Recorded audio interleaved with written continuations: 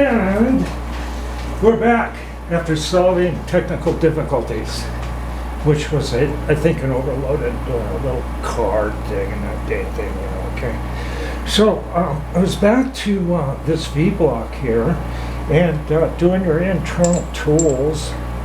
And so you can put a boring bar in there, and even if you have to turn it upside down, whatever you got to do, you do it.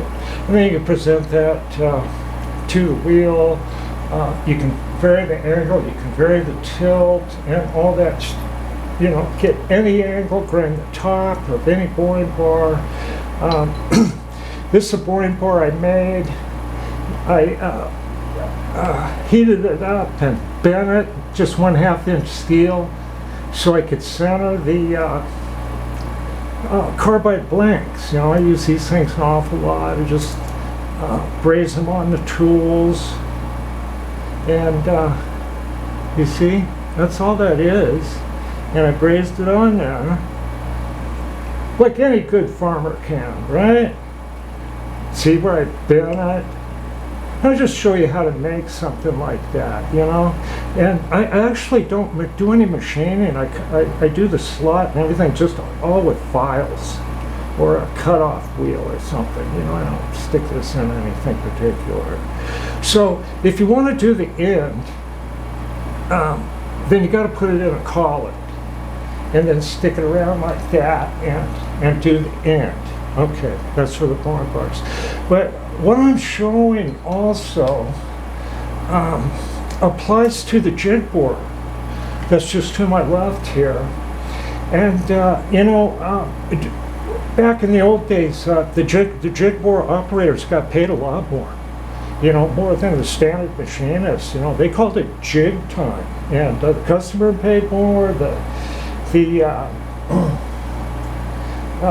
jig board operator made great, and so what you get a side into a little bit is jig time. You're going to learn a little bit about this stuff.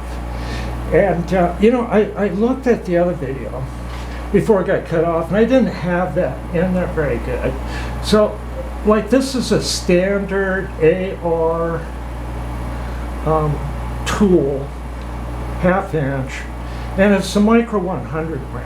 And they're kind of hard to find. I'm not even sure if they make them anymore. If you can get your hands on them, that'd be great, because they last a very long time.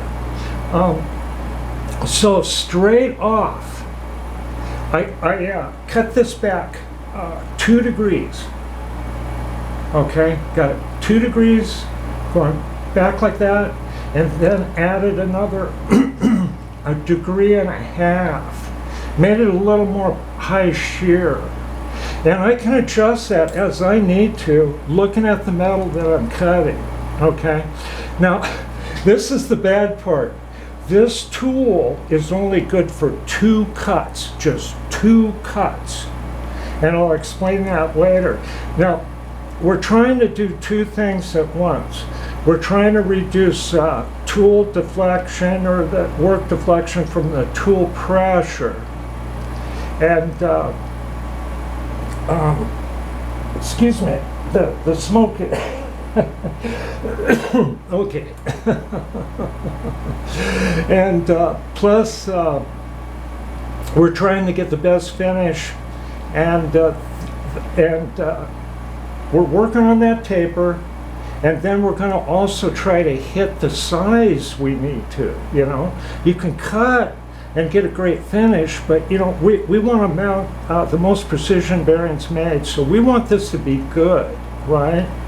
So the way this is going to be, to hit that size, we're going to use the first cut to like a base, and then we'll dial it in for the last cut.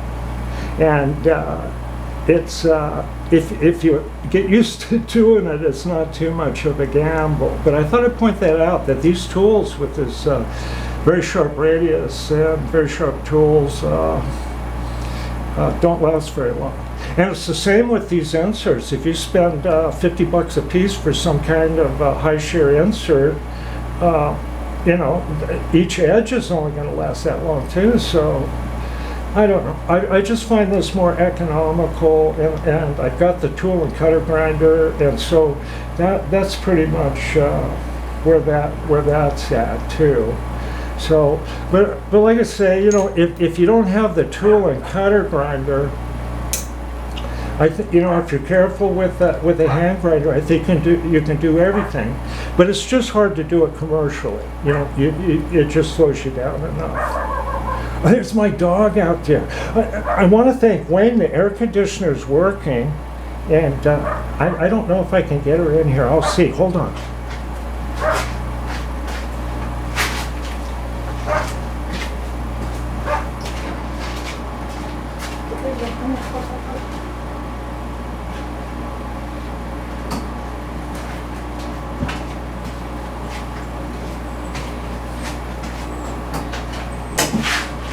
Here I come.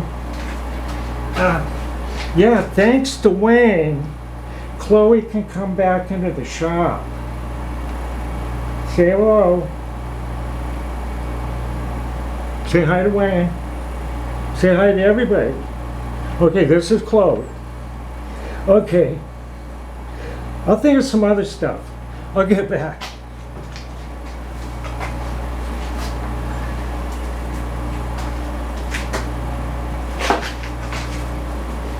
Okay, goodbye.